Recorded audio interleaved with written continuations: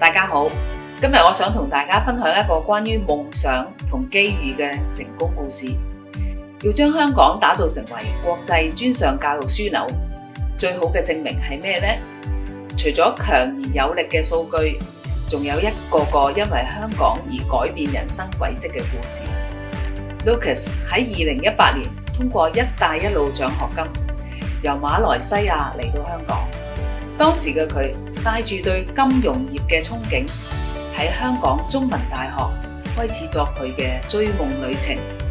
對佢嚟講，呢份獎學金唔單止係喺經濟上嘅支持，更加係一張實現人生夢想嘅通行證。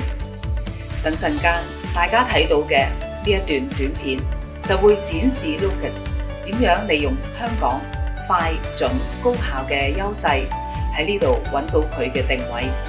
我哋一齊睇睇佢嘅故事啊！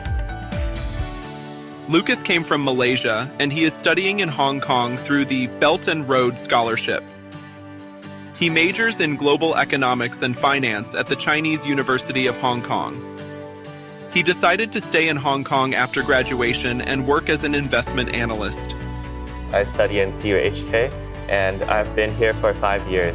Hong Kong is really a great place for me as a finance student, being Asia's financial hub. It is an amazing place to be with a lot of career opportunities.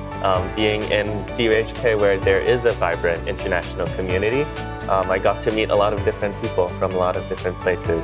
And especially in my church community, I think I found a lot of genuine and sincere people that have become some of my closest friends. I do have a brother in Hong Kong studying in HKUST. So aside from just having friends in Hong Kong, I also have family. Which aspects of Hong Kong impress him the most? I think there's a lot of things that Hong Kong does really well, especially just being efficient and convenient. I really like Two-Dish in Hong Kong. It really shows the convenience and also how Hong Kong is very adaptable.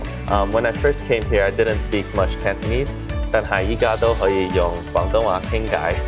So I think that really does help me just blend into the Hong Kong culture and really grow to love the city more and more.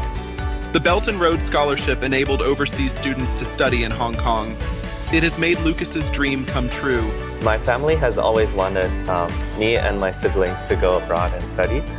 The government of Hong Kong actually has this Belt and Road Scholarship, letting students from abroad study in Hong Kong. Tuition is fully covered. That has helped me make my dream come true. It seems that Lucas enjoys his life in Hong Kong. Does he plan to stay and work in Hong Kong after graduation?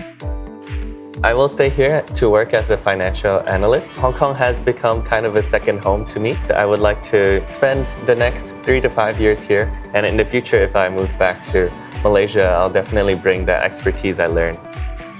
睇完 Lucas 嘅故事，相信大家都會感受到我哋嘅優秀年青才俊，正正就係香港未來發展嘅重要動力之一。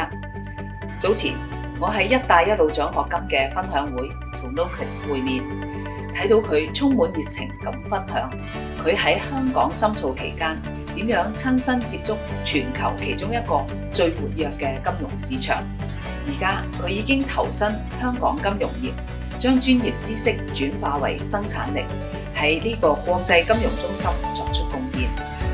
Lucas 嘅經歷體現咗我哋點樣配合國家建成教育強國嘅戰略，通過推廣留學香港品牌，將香港發展成為全球精英嘅匯集地。